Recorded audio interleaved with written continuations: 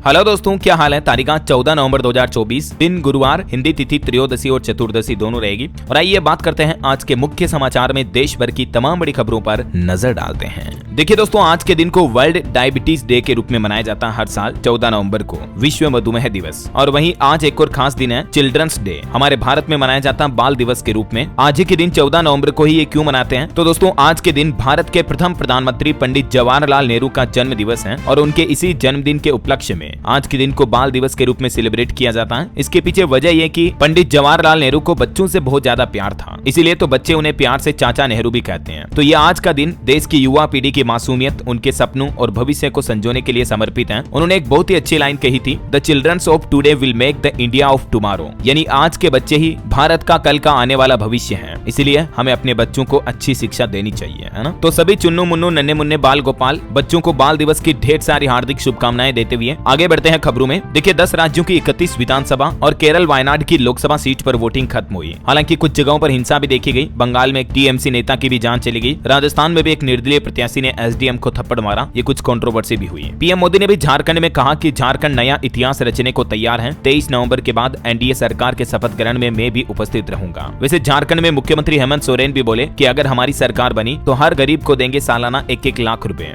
झारखंड के चुनावी माहौल के बीच मुख्यमंत्री ने भी ये बड़ी घोषणा की है। चलिए अगली बड़ी खबर देखिए। आज से ही हमारे देश के 18 रेलवे स्टेशनों पर सस्ती दवाइयां मिल पाएगी लोगों को। पीएम नरेंद्र मोदी ने दुर्गापुरा समेत कई अन्य राज्यों के स्टेशनों पर भारतीय जन औषधि केंद्रों का शुभारंभ किया। और फिलहाल ये सेवा देश के किन किन राज्यों में शुरू हो चुकी है, देख सकते हैं आप लिस्ट भी। राजस्थान के जयपुर, बाड़मेर समेत गुजरात, त्रिपुरा, तेलंगाना, पश्चिम बंगाल, छत्तीसगढ़, कर्नाटक, बिहार, एमपी, यूपी, तमिलनाडु के भी कई रेलवे स्टेशनों पर ये जन औषधि केंद्र खोल दिए गए हैं केंद्र सरकार द्वारा, जहां पर अब रेल यात्रियों को आते जाते दौरान भी सस्ती दवाइयां खरीदने का मौका मिलेगा, है ना। वहीं देखिए बड़ी खबर, कोचिंग सेंटर्स को लेकर सरकार की तरफ से एक नई गाइडलाइन जारी की गई। सरकार ने कहा कि 100% सिलेक्शन या जॉब देने का दावा नहीं कर सकते हैं अब कोचिंग इंस्टीट्यूट। वहीं जो टॉपर्स स्टूडेंट होते हैं उनकी फोटो को भी एडवर्टाइजमेंट में बिना परमिशन के नहीं छाप पाएंगे। कई बार कोचिंग इंस्टीट्यूट जो भ्रामक विज्ञापन देते हैं स्टूडेंट को अपने संस्थान में खींचने के लिए, तो ऐसे इंस्टीट्यूट पर अब 50 लाख रुपए तक का जुर्माना लगाया जाएगा और सख्त कार्रवाई भी की जाएगी। ये देख सकते हैं आप, कोचिंग सेंटर्स के लिए सरकार की तरफ से इस गाइडलाइन में ये 10 नए नियम लागू किए गए, 10 बड़ी बातें कही गई हैं। थोड़ा सा वीडियो को पॉज करके देख लीजिएगा। और चलिए अगला अपडेट देखिए दोस्तों, ऑटोमोबाइल इंडस्ट्री से आ रहा है। बीते महीने अक्टूबर में भारत में दोपहिया वाहनों की बिक्री ने नया रिकॉर्ड बनाया। 21,64,000 यूनिट तक आंकड़ा पहुंच चुका है। इस साल अक्टूबर महीने में देश में दोपहिया वाहन यानी कि बाइक, स्कूटी वगैरह की अच्छी खासी बिक्री में बढ़ोतरी हुई है। वहीं देखिए बड़ी खबर, वाहन चोरों के एक अंतर्राज्यीय सिंडिकेट का भंडाफोड़ हुआ। अब तक 300 से भी ज्यादा गाड़ियों की चोरी करके उनके कलपुर्जे बेच दिए।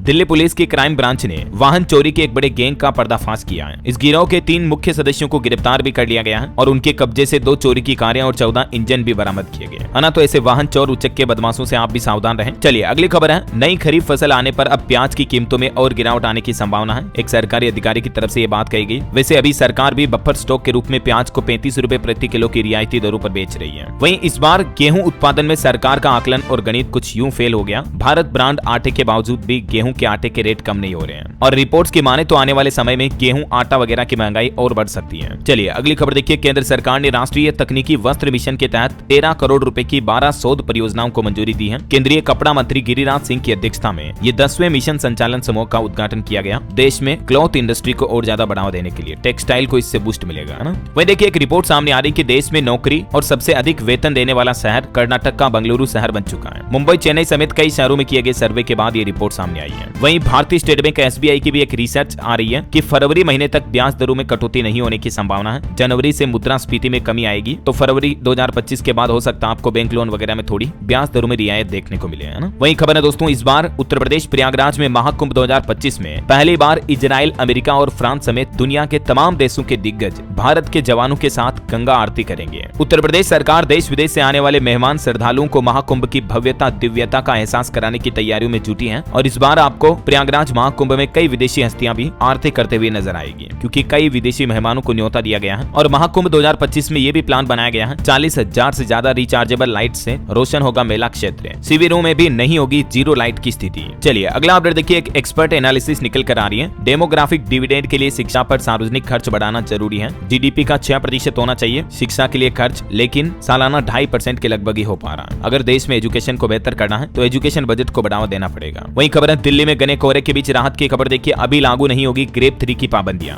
वैसे तो दोस्तों दिल्ली की हवा अभी भी देश में सबसे जहरीली हवा बनी हुई है। पहली बार दिल्ली में AQI गंभीर श्रेणी में पहुंच चुका है, लेकिन ग्रेड 3 की पाबंदियां अभी तक लागू नहीं की जाएगी। दिल्ली के अलावा भी और कई राज्यों में भारी प्रदूषण फैल रहा है। अभी देखिए कई इलाकों में तो दिल्ली से भी ज्यादा बिहार की हवा जहरीली है। बिहार के हाजीपुर का AQI 437 और पटना का AQI भी 339 चल रहा है। इधर पंजाब चंडीगढ़ की भी हवा मानो जहरीली हो चुकी है। राजधानी में 370 तक पहुंचा AQI। चंडीगढ़ में तो वायु प्रदूषण को देखते हुए प्रशासन ने हेल्थ एडवाइजरी भी जारी की और लोगों को मास्क लगाने की सलाह दी है और साथ ही कहा कि दोपहर 12 बजे से लेकर 4 बजे तक घर में ही रहें, क्योंकि कई पराली जलाने की घटनाएं भी सामने आ रही। देखिए आप नासा के लाइव फायर मैप में भी पंजाब और हरियाणा में देखने को मिली भीषण आग। ये जितने भी लाल लाल एरिया आप देख पा रहे इन खेतों में पराली जलाई गई है, जो कि अमेरिकी अंतरिक्ष एजेंसी नासा के सैटेलाइट तस्वीरों में भी कैद हुई है। चलिए अगली खबर देखिए, जमीन से लेकर आकाश तक होगा अब भारतीय सेना का दबदबा। प्रोजेक्ट आकाश तीर दुश्मन की हर हरकत पर रखेगा नजर। भारत के रक्षा मंत्रालय की तरफ से ये नई पहल की जा रही है और इससे हमारे देश की सेना और मजबूत होगी, देश की सुरक्षा भी और बढ़ेगी।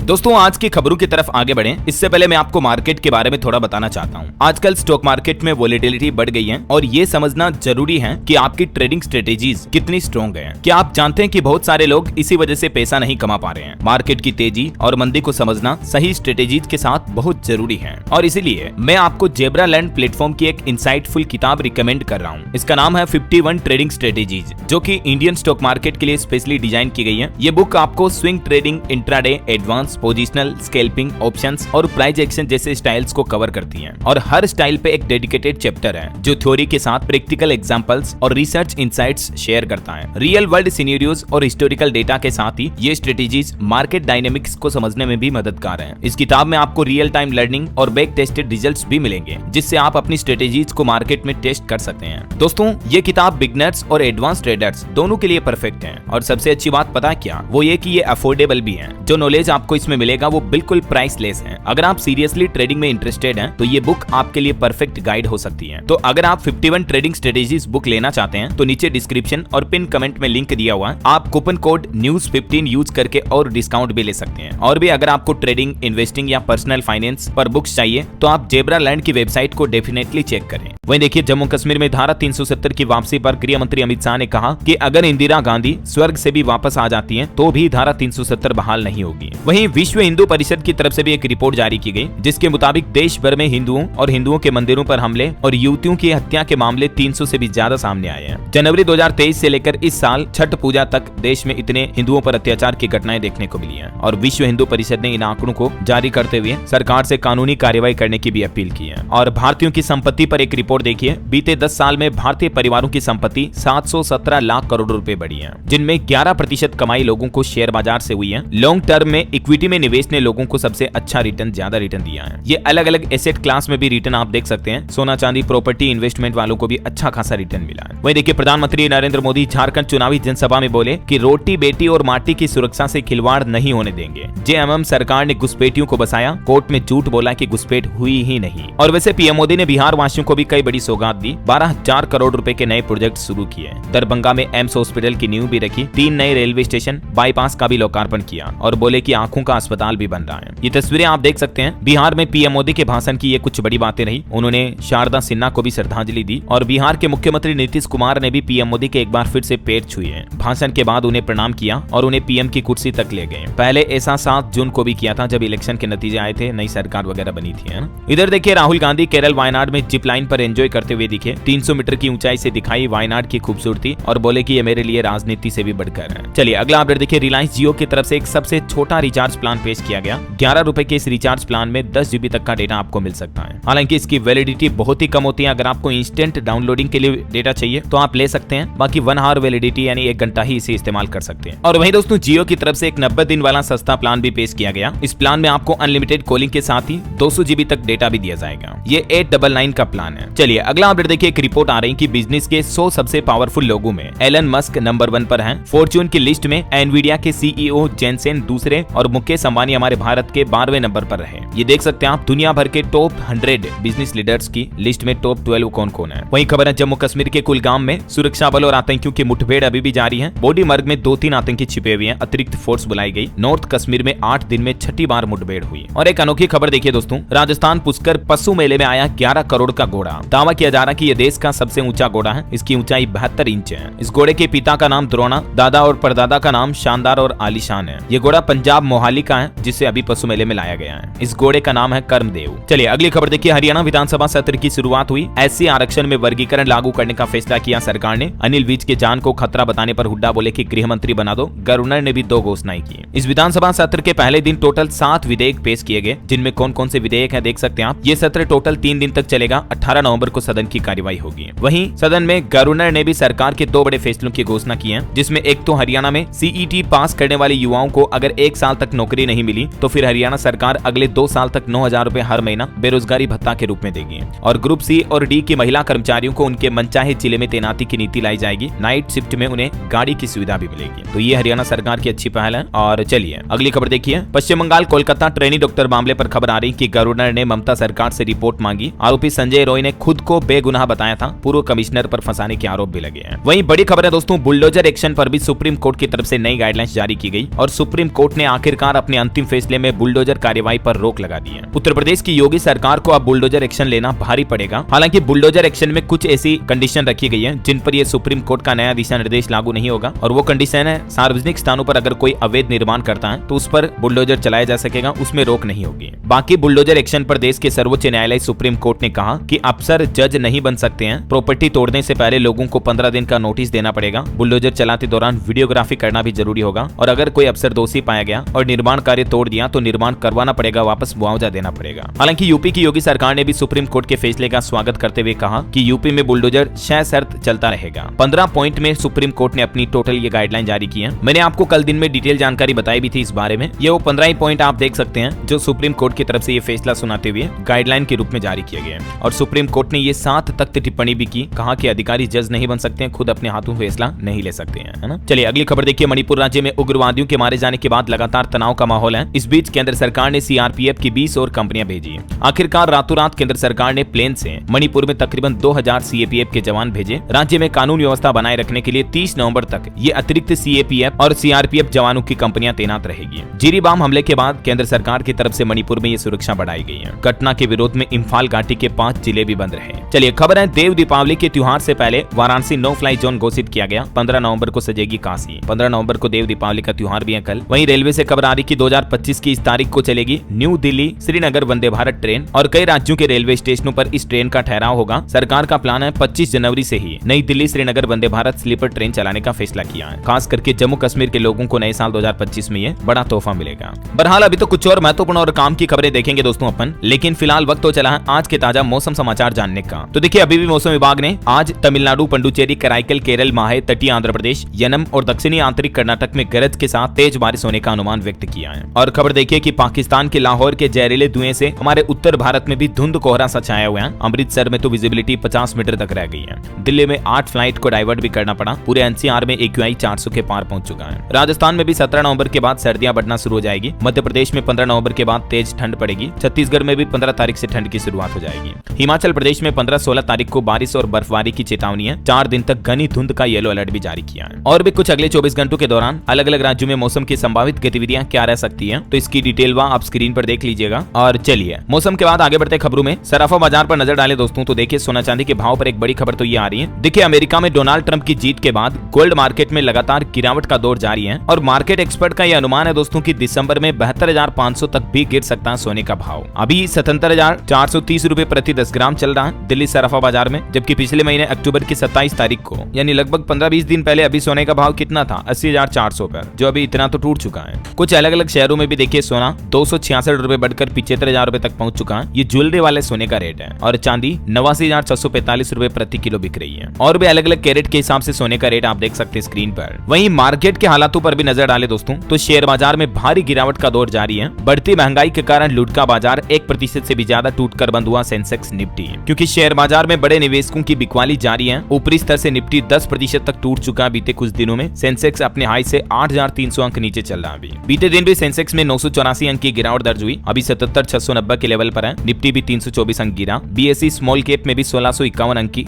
गिरावट देखी गई। और दोस्तों भारतीय शेयर बाजार जो इस तरीके से गिरकर धड़ाम हुआ, इसमें निवेशकों के तकरीबन 6 लाख करोड़ रुपए डूब चुके हैं। वैसे निवेशकों के लिए एक और खबर है, कमाई का मौका। 13 नवंबर को एक नया आईपीओ आ रहा है, ब्लैक बक का आईपीओ। और कुछ कंपनियों के नतीजे देखिए आप, VI यानी वोडाफोन आइडिया को दूसरी तिमाही में 7,176 करोड़ का नेट लॉस हुआ, हालांकि पिछले साल के मुकाबले 18% कम रहा। और स्विगी कंपनी का शेयर भी NSE पर लिस्ट हो चुका है, लगभग 7-8% ऊपर लिस्ट हुआ 420 के प्राइस पर। और वहीं दोस्तों शेयर बाजार में ट्रेडिंग करने वालों के लिए एक सबसे बड़ा अपडेट तो ये है, एफेंडो यानी फ्यूचर एंड ऑप्शंस में शामिल हुए पेटीएम, डीमार्ट, डिलीवरी समेत कुल 45 नए शेयरों को एफेंडो सेगमेंट में सेबी ने लिस्ट करने की अनुमति दे दी है। इस सूची में जोमेटो, जियो फाइनेंशियल, एवेन्यू सुपरमार्ट जैसे बड़े नाम भी शामिल हैं। 29 नवंबर से ही इन 45 नए शेयरों के फ्यूचर एंड ऑप्शंस कॉन्ट्रैक्ट में आप ट्रेडिंग कर पाएंगे, है ना। और चलिए दोस्तों मार्केट के बाद आगे बढ़ते हैं खबरों में। देखिए खबर, सऊदी अरब के विदेश मंत्री फैसल अभी भारत पहुंचे हुए हैं। आज हमारे विदेश मंत्री एस जयशंकर के साथ मुलाकात बैठक भी करेंगे। वहीं खबर है दोस्तों, दुनिया में जल्द ही मशीन और इंसानों के बीच होगी लड़ाई, युद्ध की चुनौतियों पर CDS अनिल चौहान की तरफ से भी ये बड़ा बयान सामने आया। भविष्य में रोबोट्स और इंसानों के बीच होगी लड़ाइयां। और खबर है, जम्मू कश्मीर में आतंकी घटनाओं में 70% तक की गिरावट हुई। गृह मंत्रालय ने संसदीय समिति को यह बात की जानकारी दी। और वहीं दोस्तों एक सगे भाई बहन की एक प्रेरणादायक स्टोरी देखिए आप। भाई बहन दोनों ने रचा कीर्तिमान, पहली बार नौसेना में संभाल रहे युद्धक जहाजों की कमान। ये प्रेरणा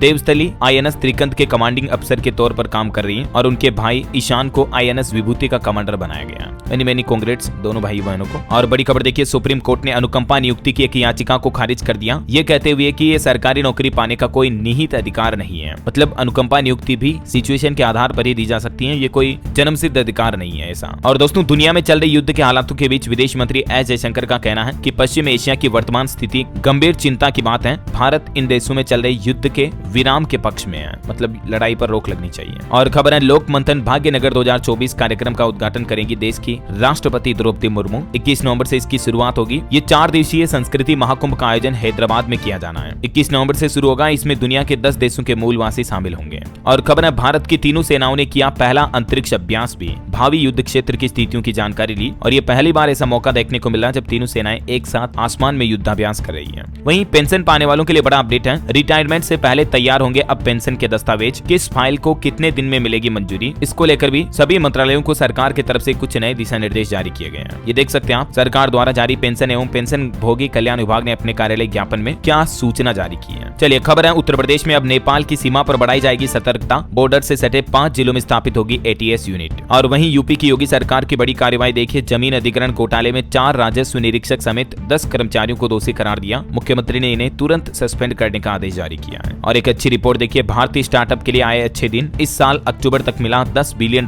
का फंड है। मतलब भारतीय स्टार्टअप्स ने इतनी फंडिंग उठाई है निवेशकों के जरिए। और एक अच्छी रिपोर्ट आ रही है कि 21वीं सदी में भारत इंफ्रास्ट्रक्चर पर करेगा सबसे ज्यादा खर्च, इन सेक्टर्स पर रहेगा फोकस। केंद्र सरकार के प्लान के मुताबिक राजमार्ग, बंदरगाह, हवाई अड्डे, रेलवे क्षेत्रों में टिकट परियोजनाओं पर सरकार सबसे बड़ा खर्च करेगी। तो इन सेक्टर से जुड़े स्टॉक्स पर भी आप नजर रखें जरूर। और युवाओं के लिए नौकरियों पर भी एक अच्छी खबर देखिए आप, खत्म होगा नौकरियों का संकट, साल 2028 तक पैदा होंगे 3,39,00,000 जॉब्स। किन किन सेक्टर में जॉब के सबसे ज्यादा नए मौके होंगे? तो दोस्तों हालिया ताजा रिपोर्ट में बताया गया है कि AI के इस युग में भारत में 2023 से 2028 के बीच 423 मिलियन से लेकर 457 मिलियन तक वर्कफोर्स बढ़ाने का अनुमान है। मतलब इतनी वर्कफोर्स बढ़ सकती है तो श्रमिक, कारीगरों, नौकरी करने वाले युवाओं की लोगों की संख्या भी बढ़ेगी। इन सेक्टर्स में युवाओं को ज्यादा मौके मिलेंगे, टेक्नोलॉजी से जुड़ी नौकरियां भी भविष्य में बढ़ेगी। तभी तो मैं कहता हूं दोस्तों कि वक्त के साथ हमेशा अपडेट रहा करो। आजकल AI कितना ज्यादा चल रहा है, chat GPT, Google Gemini AI, इन सब से अपडेट रहा करो। अगर आप कहोगे तो मैं DLS न्यूज पर एक अलग से सीरीज चालू करूंगा जिसमें आपको टेक्नोलॉजी से जुड़ी अलग से न्यूज अपडेट मिलते रहेंगे और काफी नई चीजें आपको सीखने को भी मिलेगी, है ना। कितने लोग सहमत है देखे कमेंट करके बताओ मुझे। यस DLS भाई लिखना आप। और जैसे टेक सेक्टर की टेक न्यूज हो गई, एजुकेशन में जॉब, सरकारी नौकरियों वगैरह के अपडेट हो गए। मैं चाह रहा हूं दोस्तों की एक सीरीज चालू करें अपन, जिसमें मैं आपको डेली या रेगुलरली बेसिस पर इस तरह के न्यूज अपडेट की सीरीज सीक्वेंस वीडियोस में लाता रहूं। बोलो क्या बोलते हो, आपका क्या प्लान है? सहमत हो तो कमेंट करके लिखो मुझे। यस DLS भाई फटाफट से। न्यू ईयर आना, 2025 में कुछ नया प्लान करते हैं यार, है ना। फिलहाल तो अपन अगली खबरों में आगे बढ़ते हैं। देखिए ओला कंपनी का भी नया प्लान है, अगले 2 साल में 20 नए प्रोडक्ट्स लॉन्च करेगी कंपनी। जनवरी 2025 में ओला नया प्लेटफॉर्म भी लेकर आएगी, जेन 3 करके। चलिए खबर है, भगवान बिरसा मुंडा की 150वीं जयंती के मौके पर PM मोदी 6,640 करोड़ की परियोजनाओं की सौगात देंगे। कल 15 नवंबर को जनजातीय गौरव दिवस के मौके पर फिर से बिहार जाएंगे PM मोदी और यहाँ कई नई परियोजनाओं का शिलान्यास उद्घाटन करेंगे। इससे पहले बीते दिन भी बिहार दरभंगा में 12,000 करोड़ की योजनाएं शुरू की थी, मैंने आपको बताया था अपडेट। चलिए कारोबारियों के लिए अच्छी खबर आ रही है, राहत भरी खबर देखिए। गलत GST-IN पर आया इनपुट टैक्स क्रेडिट, फिर भी आपको पूरा पैसा मिलेगा। देश के लाखों कारोबारियों के लिए सरकार की तरफ से ये राहत भरा फैसला लिया गया, डिटेल आप देख सकते हैं। वहीं खबर है, जॉब करने वाली महिलाओं, माताओं, बहनों के लिए खुशखबरी, अब अलग से मिलेंगी 12 छुट्टियां। दरअसल ओडिशा राज्य सरकार की तरफ से महिला कर्मचारियों के लिए मासिक धर्म अवकाश नीति लागू करने का फैसला किया है, जिसके तहत 55 साल तक की महिलाएं हर महीने एक 15 वेतन छुट्टी ले सकती हैं उनके पीरियड्स के टाइम के दौरान। चलिए खबर देखिए, हिमाचल प्रदेश सरकार को हाईकोर्ट से बड़ा झटका लगा। प्रदेश के सभी सीपीएस को हटाने का आदेश जारी किया हाईकोर्ट ने और उनकी सभी सरकारी सुविधाएं भी बंद की जाएगी। हाईकोर्ट ने सुक्खू सरकार के सभी 6 मुख्य संसदीय सचिव सीपीएस यानी संसदीय सचिव को हटाने का यह आदेश जारी किया है। और खबर है दोस्तों, अदानी ग्रुप अमेरिका में एनर्जी सिक्योरिटी और इंफ्रास्ट्रक्चर प्रोजेक्ट्स के लिए $10 अरब का निवेश करेगा और इस निवेश से 15,000 से भी ज्यादा लोगों को नौकरियां मिलेगी। चलिए हाईकोर्ट के कुछ बड़े फैसले देखिए दोस्तों, लड़कियों महिलाओं पति पत्नी को लेकर। एक तो झारखंड हाईकोर्ट ने अहम टिप्पणी की, कहा कि पति की गर्लफ्रेंड पर प्रताड़ना का केस नहीं कर सकती है पत्नी। हाईकोर्ट ने कहा कि प्रताड़ना का मामला सिर्फ पति और उनके रिश्तेदारों पर ही दर्ज कराया जा सकता है। ऐसा नहीं कि कोई महिला ये कह रही कि मेरे पति की गर्लफ्रेंड या उसकी रखेल मुझे प्रताड़ित करती है, तो इसका कोई अधिकार नहीं बनता एक पत्नी का, ठीक है। इसके अलावा भी देखिए मद्रास हाईकोर्ट ने प्रेमी प्रेमिका को लेकर ये फैसला सुनाया। अब मैं बोलूंगा तो अच्छा नहीं लगेगा, ये देख सकते हैं आप फैसला भी स्क्रीन पर। चलो बोल ही देता हूँ, इसमें ऐसी कोई बात नहीं है। प्रेमिका को चूमना और गले लगाना कोई अपराध नहीं है। मद्रास हाईकोर्ट ने यौन उत्पीड़न मामले में सुनवाई करते हुए ये एक बड़ा फैसला सुनाया एक केस के दौरान। अच्छा, तलाकशुदा पति पत्नी के मामले से जुड़ा कर्नाटक हाईकोर्ट का एक बड़ा फैसला भी मैंने आपको कल बताया था कि तलाकशुदा पत्नी के साथ अगर बेटियां रह रही है ना, तो भी पिता की जिम्मेदारी है उन बेटियों का शिक्षा भरण पोषण का कर्तव्य पिता का होगा, है ना। चलिए अब अपन आगे बढ़ते हैं खबरों में। देखिए एक तो हरियाणा में रिटायर्ड अग्निवीरों के लिए भी बड़ी खुशखबरी आई है। उन्हें बिजनेस करने के लिए 10 लाख रुपए तक का लोन बिना ब्याज के देगी हरियाणा की नायब सिंह सैनी सरकार। ये अग्निवीर जवानों के लिए वाकई में बहुत ही अच्छा फैसला लिया गया है। और किसान भाई लोगों के लिए भी हरियाणा सरकार ने एक बड़ा ऐलान किया, कहा कि धान नहीं बोने वाले किसानों को प्रति एकड़ 10,000 रुपए दिए जाएंगे। सरकार का प्लान है 500 हाईटेक सीएमपेक्स केंद्र का भी निर्माण किया जाएगा और किन किन किसानों को ये लाभ मिलेगा जिसकी डिटेल भी आप देख सकते हैं। चलिए अगली खबर देखिए, उत्तर प्रदेश में खेती की जमीन पर निर्माण कराना अब आसान नहीं होगा। योगी सरकार की तरफ से कुछ नए नियम लागू किए गए हैं। शहरों में स्थित कृषि भूमि पर अवैध तरीके से हो रही आवासीय और व्यावसायिक निर्माण को देखते हुए योगी सरकार की तरफ से यह अहम फैसला लिया गया। नए नियम के तहत अब निर्माण करवाने से पहले अनुमति लेना आवश्यक होगा। प्रमुख सचिव आवास पी गुरु प्रसाद की तरफ से इस संबंध में आदेश भी जारी कर दिए। निर्माण से पहले एनओसी लेनी होगी, यानी नो ऑब्जेक्शन सर्टिफिकेट चाहिए होगा। बिना इजाजत निर्माण करने पर एक्शन लिया जाएगा। भू माफियाओं पर भी लगाम लगेगी, है ना। वैसे उत्तर प्रदेश में जो पर्यटन स्थल है ना, उनकी जानकारी अब आपको आपके मोबाइल पर ही एक क्लिक में मिल जाएगी, क्योंकि यूपी सरकार की तरफ से पर्यटन को बढ़ावा देने के लिए एक नया मोबाइल ऐप भी लॉन्च किया गया। तो इस खास ऐप के जरिए आप अयोध्या, काशी, लखनऊ, मथुरा, झांसी, गोरखपुर सभी पर्यटन स्थलों की जानकारी एक ही ऐप पर देख पाएंगे, ठीक है ना। वही खबर है, सीआईएसएफ की पहली महिला बटालियन को केंद्र सरकार से मंजूरी मिली। अपडेट तो मैंने आपको कल ही बताया था। तो ये जो महिला बटालियन होगी ना, इनकी ड्यूटी लगाई जाएगी एयरपोर्ट, मेट्रो स्टेशन हो गए, और ये कई वीआईपी की सुरक्षा भी संभालेगी। गृह मंत्री अमित शाह की तरफ से ये बड़ा ऐलान किया गया। इस बटालियन में 1000 से भी ज्यादा महिलाएं शामिल होगी। चलिए खेल जगत से खबर है दोस्तों, भारत ने 11 रन से जीता तीसरा T20 मैच। यानसन की 50 देखने को मिली, तिलक ने सेंचुरी लगाई। सीरीज में 1-2 से पीछे हुआ साउथ अफ्रीका। देर रात आखिरकार भारतीय क्रिकेट फैंस के लिए ये अच्छी खबर आई है। वही खबर है कि वेस्ट इंडीज और आयरलैंड के खिलाफ 9 मैच खेलेगी India women's team. Navi Mumbai, Baroda और राजकोट में ये मुकाबले होंगे। 15 दिसंबर से सीरीज शुरू होगी। अच्छा, वैसे खेल समाचार की बात हो रही तो एक खेल जगत से जुड़ा अनोखा रिश्ता भी तय हुआ, आपको बता दूं। एक दूसरे के हुए हॉकी खिलाड़ी ओलंपियन आकाशदीप और मोनिका की सगाई हो चुकी है। 15 नवंबर को पंजाब मोहाली में ये शादी करेंगे। दोनों को ढेर सारी बधाई और शुभकामनाएं हम सब की तरफ से। Many many congrats. चलिए आगे बढ़ते हैं खबरों में। तो देखिए विदेश मंत्री एस जयशंकर और ओडिशा राज्य के मुख्यमंत्री ने 18वें प्रवासी भारतीय दिवस सम्मेलन की आधिकारिक वेबसाइट का शुभारंभ किया। वहीं खबर है, बायोफ्यूल मिश्रण के माध्यम से देश में आयात बिल में 91,000 करोड़ रुपए की बचत की जा सकती है। केंद्रीय पेट्रोलियम मंत्री हरदीप सिंह पुरी का यह कहना है। खबर है, पंचायती राज मंत्रालय आज नई दिल्ली में वित्त आयोग के 1 दिवसीय सम्मेलन का भी आयोजन करेगा। वहीं देखिए मेजर जनरल कौशिक मुखर्जी ने संभाला एस ऑफ स्पेट्स डिवीजन के जनरल ऑफिसर कमांडिंग का पदभार भी। और देखिए भारतीय नौसेना 21 से 22 नवंबर तक तटीय रक्षा अभ्यास सी विजिल 24 का चौथा संस्करण आयोजित करेगी। दिल्ली मेट्रो की नई बाइक टैक्सी सेवा में महिलाएं भी शामिल होगी। 11 नवंबर से दिल्ली सारथी 2.0 के माध्यम से नई शुरुआत हो चुकी है। और बड़ी खबर देखिए, नियमों का उल्लंघन कर रहे हैं क्विक कॉमर्स प्लेटफॉर्म। 3 करोड़ किराना स्टोर्स पर खतरा मंडराया हुआ है। केट की तरफ से ये चेतावनी दी गई। खबर है, उत्तराखंड के मुख्यमंत्री पुष्कर सिंह धामी बोले कि जल्द ही लागू होगा सशक्त भू कानून। ड्राफ्ट पर चर्चा करते हुए उन्होंने कहा कि सुझावों को भी शामिल किया जाएगा। वहीं मुख्यमंत्री धामी ने किए बद्री विशाल के दर्शन। शुरू हुई बद्रीनाथ धाम के कपाट बंद करने की प्रक्रिया भी। 17 नवंबर को रात 9 बजे बद्रीनाथ धाम के कपाट इस सीजन के लिए बंद कर दिए जाएंगे। इससे पहले आपको पता होगा यमुनोत्री, गंगोत्री, केदारनाथ धाम के कपाट बंद हो चुके हैं, क्योंकि शीत ऋतु में अभी बर्फबारी शुरू हो जाती है। और खबर है, चंडीगढ़ में बनेगा हरियाणा का नया विधानसभा भवन। केंद्र सरकार की तरफ से अधिसूचना जारी की गई। यूपी आगरा में देखिए नकली दवाओं का एक बड़ा खुलासा सामने आ रहा। हिमाचल प्रदेश और हरियाणा से फेक मेडिसिन लाने वाला गिरफ्तार हुआ, एसटीएफ ने दबोचा। खबर है, सरकारी बस सेवा की शुरुआत हुई। सिर्फ 8 घंटे में पहुंच सकेंगे खाटू श्याम मंदिर। हरियाणा के पलवल के लोगों के लिए अच्छी खबर है, क्योंकि यहाँ से ये सीधी बस सेवा शुरू हुई है। वहीं देखिए आधार कार्ड को लेकर मध्य प्रदेश हाईकोर्ट ने महत्वपूर्ण आदेश दिया और कहा कि आधार कार्ड आयु का नहीं बल्कि एक पहचान का दस्तावेज है। मतलब आधार कार्ड के जरिए आयु को प्रमाणित नहीं किया जा सकता, ऐसा ऐसा है ना। खबर है नोएडा ग्रेटर नोएडा एक्सप्रेसवे पर अब सफर होगा आसान, 131 करोड़ में बनेगा जट्टा अंडरपास, कई गांवों को मिलेगा फायदा। वहीं नोएडा के एयरपोर्ट पर भी ट्रायल शुरू होने जा रहा, दिन रात ट्रायल होगा, हर रोज रनवे पर उतरेंगे 2 से 3 विमान। आने वाले शुक्रवार से ही रनवे पर रोजाना उड़ान भरेंगे विमान और इसका ऑफिशियली कॉमर्शियल संचालन 2025 तक शुरू होने की संभावना है। खबर है पंजाब में निकाय चुनाव की तैयारी शुरू, इलेक्शन कमीशन ने जारी किया वोटर सूची के संशोधन का प्रोग्राम, 25 नवंबर तक दाखिल होगी आपत्ति। और देखिए पंजाब में 19 नवंबर को शपथ लेंगे नए पंच, जिला स्तर पर आयोजित होंगे कार्यक्रम, मंत्री करेंगे शिरकत। खबर है गुजरात अहमदाबाद में 25 जनवरी को होगा कोल्ड प्ले कॉन्सर्ट का आयोजन, नरेंद्र मोदी स्टेडियम में होने वाले इस शो के टिकट 16 नवंबर 2024 को लाइव होंगे। वहीं खबर है हरियाणा में गरीबों और मजदूरों को मिलेंगे 6 लाख नए मकान, नायब सिंह सैनी सरकार ने सदन में पेश किया विकास का रोड मैप भी। चलिए दोस्तों कुछ एजुकेशनल अपडेट्स देख लेते हैं अपन। देखिए डीआरडीओ में जूनियर रिसर्च फेलोशिप का मौका है, 37,000 तक स्टाइपेंड के साथ 15,000 सालाना ग्रांट भी मिलेगा। इसमें आवेदन 9 नवंबर से ही शुरू हो चुके हैं, ठीक है। इसके अलावा देखिए दिल्ली के प्राइवेट स्कूलों में नर्सरी में दाखिले के लिए भी 28 नवंबर से आवेदन शुरू होंगे और फॉर्म जमा करने की अंतिम तारीख 20 दिसंबर है। खबर है ईडब्ल्यूएस नियमों में होगा बड़ा बदलाव, दिल्ली के प्राइवेट स्कूलों में दाखिले के लिए वार्षिक आय सीमा भी बढ़ाई जाएगी। दिल्ली के उपराज्यपाल यानी एलजी की तरफ से निर्देश जारी किया गया, कम से कम 5 लाख रुपए तक आय सीमा को बढ़ाकर करने का सुझाव दिया है। खबर है उत्तर प्रदेश में सरकारी स्कूल में पढ़ने वाले बच्चों के अभिभावकों के लिए भी नई गाइडलाइन जारी हुई, अब ये पाठ पढ़ाया जाएगा जरूरी है। दरअसल यूपी के मतलब प्री प्राइमरी स्कूलों में पढ़ रहे विद्यार्थियों के अभिभावकों को घर में बच्चों से अच्छा व्यवहार करने व सकारात्मक माहौल बनाए रखने के तौर तरीके सिखाए जाएंगे। मतलब अभिभावकों माता पिता की जिम्मेदारी होगी कि बच्चों को नैतिकता का पाठ भी पढ़ाएं स्कूली पढ़ाई के साथ साथ, है ना।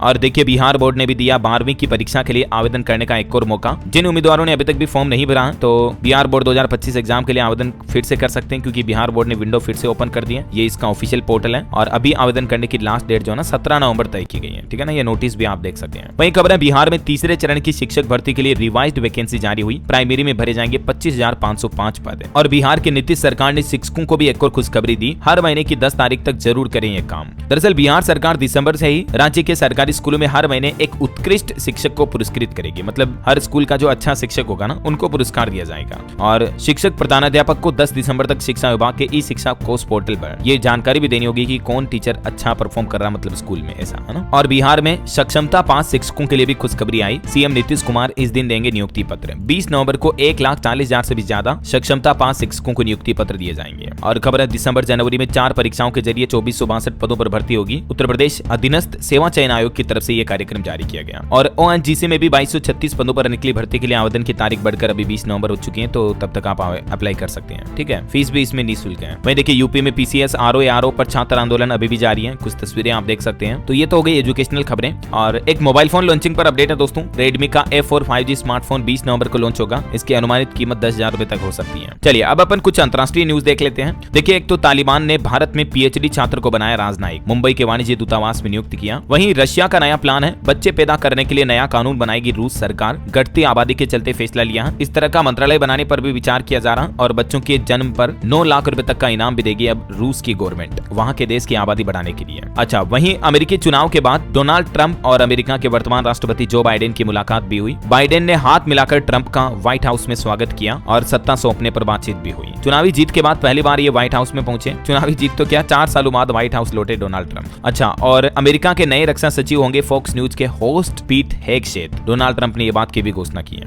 वहीं खबर है ट्रंप ने एलन मस्क और रामास्वामी को भी सरकार में शामिल किया, सरकार को सलाह देने वाला नया डिपार्टमेंट संभालेंगे ये। और देखिए अमेरिका में ट्रंप की जीत के बाद गर्भ निरोधक दवाओं की मांग भी बढ़ी, महिलाओं को अबॉर्शन राइट्स छीनने का डर है, 1000% तक इन दवाओं की सेल बढ़ी जस्ट चुनावी नतीजों के बाद। अब जरा सोचिए ट्रंप की पॉलिसीज का लोगों में कितना डर है। और खबर है ट्रंप के खिलाफ इस तरह के केस के मामले की सुनवाई भी टली, सजा रद्द करने की अपील की थी, तो अभी देखते हैं कोर्ट की तरफ से क्या फैसला आता है। वहीं खबर देखिए आप, ब्रिटिश लेखिका सामंथा हॉर्वे ने ऑर्बिटल उपन्यास के लिए बुकर पुरस्कार जीता। और रूस यूक्रेन युद्ध पर खबर आ रही कि रूस से युद्ध लड़ रहे यूक्रेन को अगले साल नहीं होगी दिक्कत। जाते जाते जो बाइडेन भी इस तरह का इंतजाम करते जा रहे हैं कि अमेरिका से हथियार वगैरह सप्लाई प्रॉपर होती रहेगी, ठीक है। तो ये हो गई अंतर्राष्ट्रीय न्यूज की बात। और एक अपडेट आपको बता दूं दोस्तों, कल 15 नवंबर को कार्तिक पूर्णिमा भी है। सुबह सूर्य को और शाम चंद्रमा को अर्घ्य चढ़ाएं, सूर्यास्त के बाद तुलसी के पास दीपक भी जलाएं, क्योंकि कल 15 नवंबर को देव दीपावली भी रहेगी। और अंत में आज के राशिफल पर नजर डालें तो देखिए वृष राशि के लोगों को नौकरी और बिजनेस में नए मौके मिल सकते हैं। धनु राशि के लिए भी सुखद दिन रहेगा। वहीं मिथुन राशि के लोग वक्त का सही से इस्तेमाल करें और तुला राशि के लोगों के काम योजना के अनुसार पूरे हो सकते हैं। और भी कुछ अलग अलग राशियों का राशिफल आप देख सकते हैं स्क्रीन पर। और हाँ दोस्तों, आप मुझे कमेंट करके बताइए कि अभी हाल ही में पीएम मोदी ने किस राज्य में नए एम्स हॉस्पिटल का उद्घाटन किया। कमेंट करके लिखना। आपको सही जवाब देने वाले लोगों को रैंडमली सेलेक्ट होने पर डीएलएस न्यूज टीम की तरफ से एक शानदार सरप्राइज गिफ्ट जीतने का मौका मिलेगा। और इसी के के साथ ही अगर आपको वीडियो अच्छा लगा तो इसे लाइक करना, शेयर भी करना। DLS न्यूज चैनल को सब्सक्राइब करके बेल आइकन जरूर दबा देना। रोजाना ऐसी इन्फॉर्मेटिव काम की खबरें, महत्वपूर्ण मुख्य समाचार देखते रहने के लिए। जय हिंद, जय भारत, वंदे मातरम।